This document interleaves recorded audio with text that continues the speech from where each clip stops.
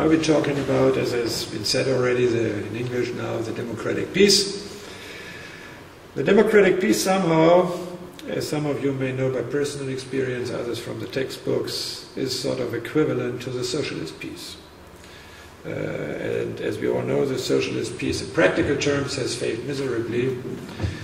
In theoretical terms it's still relevant to some extent, and in normative terms it's still highly attractive. George W. Bush was pretty much fond of the democratic peace, and when in 2005 he got a second term after re-election, and having read the famous book written by Nathan Sharansky, a Soviet emigre and later minister in the Israeli government, on democratic peace, he devoted nearly half of his inaugural speech to the democratic peace and tried to implement it somehow, particularly in Iraq. That is the reason why it was much less popular and has been much less popular with the Russian leadership, because the Russian leadership considers a democratic peace as a typical example of an ideology-based foreign policy and calls instead for pragmatism. And in academia, the notion at least that democracies do not fight against each other has become a sort of iron law. And I want to present you some theoretical considerations, to give you an idea of what a democratic peace is about in principle, where it is coming from, how it is being explained, how it is being contested, and how the explanation and the contest can be lumped together in a solution and practical consequences. What is the democratic peace? As I said earlier, the starting point of the democratic peace is the observation that democracies do not wage war against each other, and in addition to that, that they generally show much more restraint than authoritarian states in using military force against anybody else. That is an empirical finding which was taken from data ranging back to the year of 1816, chosen as a settlement of the Napoleonic Wars, and is based on the so-called correlation of war data on the one hand and the polity data, which were devised to measure the quality of democracies. Correlates of war data means those militarized disputes were taken into that sample in which 1,000 people died in battle during 1 year. That defined in those data what a war is about. And the empirical finding was, as a matter of fact, and if you scrutinize your memory, you will come to a similar conclusion, that it is really hard to find democracies that have fought against each other. So, what is the theoretical implication of that empirical finding? The theoretical implication is that the decisive factor for the external behavior of states and the war proneness of states is their political regime. The nature of their political regime, democratic versus authoritarian in all its variants.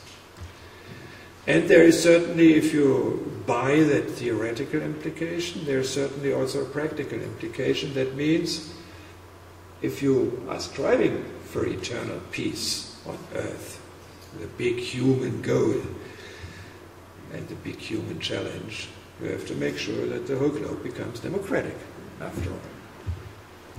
If you are scholars of international relations, you're certainly familiar with it. If you take up the political realism, the determining factor of state behavior is not the political regime, but the anarchical nature of the international system that makes a fight for survival the decisive driving force for the behavior of any states. And if states do not submit to that iron law, they will simply disappear. However, having said that the political regime is a decisive factor, and having pointed to the empirical finding that democracies do not wage war against each other, and in addition to that, that democracies show much more restraint in fighting wars in principle, This theory of democratic peace exists in two versions. One is the so-called monadic version, which subscribes to the second notion I have just mentioned, meaning that democracies are inherently more peaceful than other political regimes, so not among each others, but in principle. The other one is a so-called dyadic version, saying that one cannot exactly say that democracies show restraint in using military force against other political regimes, but it is definitely true that they do not fight war against each other. So why is it so? It is so because democracies share the same values and perceive the other as ours, contrary to autocracies whose values they detest for that very reason even more. And because that is so, because they detest the different values of authoritarian regimes, they have constantly to be aware of the inherent aggressiveness as they perceive it of autocracies, because their political system in the perception of democracies is not geared towards peaceful conflict resolution. And there's a second element. The second element concerns the international organizations. So democracies are much more better prepared and easier in entering international organizations among themselves, like the European Union and NATO to some extent. Then they are ready to enter international organizations together with autocracies, or conversely, that autocracies are setting up those international organizations. And the same holds true for the readiness to enter into economic interdependence.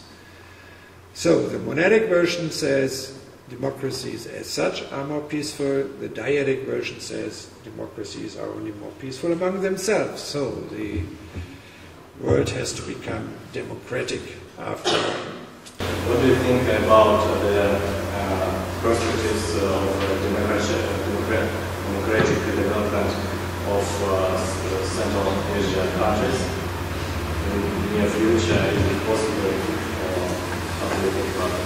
And the second question is, can you develop the idea of global NATO? The idea of the global NATO, let me start with the easy task. That was seriously contemplated during the Bush administration, when one thought one should get Australia and New Zealand and possibly Japan into that. But I think that is no longer in the cards.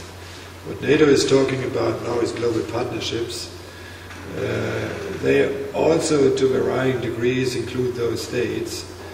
But the only issue to my mind is what's the role of NATO in the global partnerships. That is a contentious issue.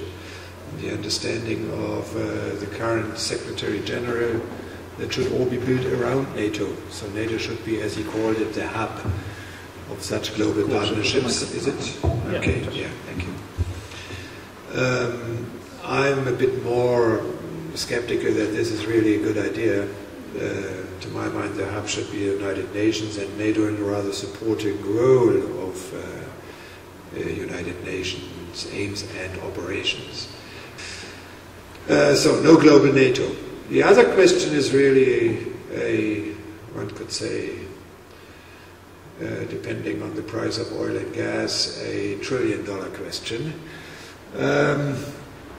I'm very skeptical that there are serious prospects of democratization in Central Asia. I'm skeptical for a number of reasons, which are partly empirical, partly theoretical. Empirical is the experience of Kyrgyzstan, for instance, where you had many efforts at democratization, and it is probably not accidental that they all ended the same. Secondly, a process of modernization in these countries, along the lines of modernization theory, doesn't properly function in resource-based economies. That is an experience we have been making all over the place in all those resource-rich countries which are and have been constantly authoritarian governed, like the Arabian Peninsula.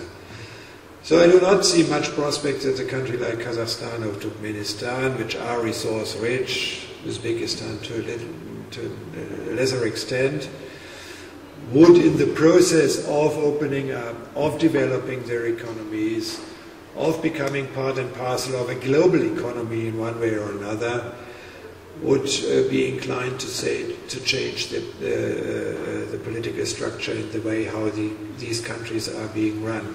You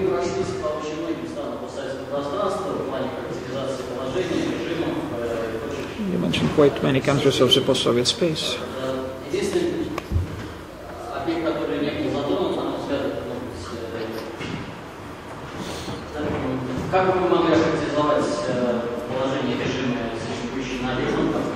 How can we characterize the South Caucasus regimes?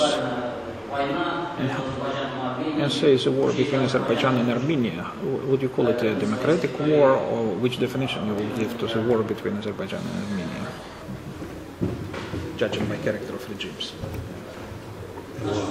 Да, хорошо, перевели ваш вопрос.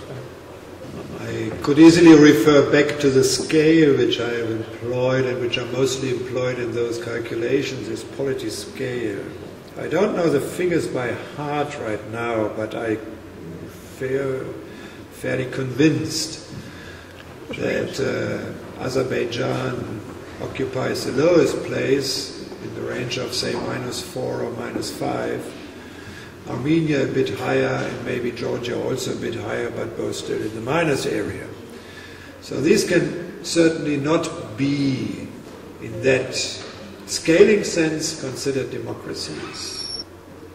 But if they were democratic, and that is quite an interesting thought experiment, if they would all of a sudden change into a democratic direction, particularly Armenia and Azerbaijan, what would that mean for the way how they would solve their conflict?